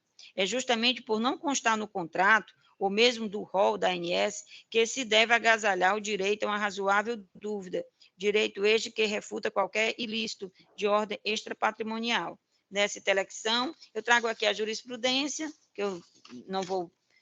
Só no item 8, onde esse RESP foi o RESP 2019-618, da ministra Manci Andrighi, que no item 8 diz assim, que a orientação adotada pela jurisprudência desta Corte é a de ser possível, em determinadas situações fáticas, afastar a presunção de dano moral, na hipótese em que a recusa de cobertura pelo plano decorrer de dúvida razoável na interpretação do contrato, por não configurar conduta ilícita capaz de ensejar o dever de compensação, hipótese em que a atuação da operadora resta revestida de aparente legalidade, a afastar a ocorrência do ato ilícito caracterizado do dano. Aí, nessas condições, eu corroboro o decreto sentencial, no sentido de que a improcedência dos danos morais se realça ainda mais se considerarmos que a conduta da reclamada, repito, decorreu de sua interpretação de cláusula contratual, como assinalado. Pronto, foi só meu voto divergente, e aqui trata de uma apelação, né? E, no caso, o desembargador Djalma já acompanhou o voto de Vossa Excelência. Eu passo a palavra a Vossa Excelência, desembargador Lopes. Desembargadora, muito obrigado aí pela palavra. Eu mantenho o meu voto como consta do acórdão, né? E de forma que eu não tenho, assim, mais nada a alterar neste caso. Né? Certo. Então, é uma apelação, já conta com voto provisório do desembargador Djalma, acompanhando, então ele vai para o 942. Certo. Fora esse, tem só mais um processo, é o 62. Está faltando o voto do desembargador Lopes. É uma apelação 0055514, 63/2021, é da relatoria do desembargador Djalma. É da terceira vara civil da comarca de Caucaia. O apelante é a Imoré Crédito Financiamento e Investimento S.A., a advogada é Roberta Beatriz do Nascimento. E advogado José Lídio Alves dos Santos. E apelado Claudenildo Bento de Matos. O relator é Djalma Teixeira Benevides. Eu já acompanhei aqui o voto da relatoria. Está faltando só Vossa Excelência votar, desembargador Lopes. O 62. 62, né? O senhor disse no início que não estava mais conseguindo votar, não estava abrindo. Aí o senhor vai votar só oralmente. Certo. Mas aqui, eu consegui depois, a leitura que eu fiz ainda agora de algumas peças já foi no não, computador. o voto provisório que não estava mais abrindo para Vossa Excelência, Certo. que já tinha dado 9 horas. O meu voto acompanha o voto do digno relator. Obrigada, desembargador Lopes. Então, a Câmara, por unanimidade, ela conheceu do recurso para negar-lhe provimento. Pronto, Marinho. Eu faço ler lá só aquele.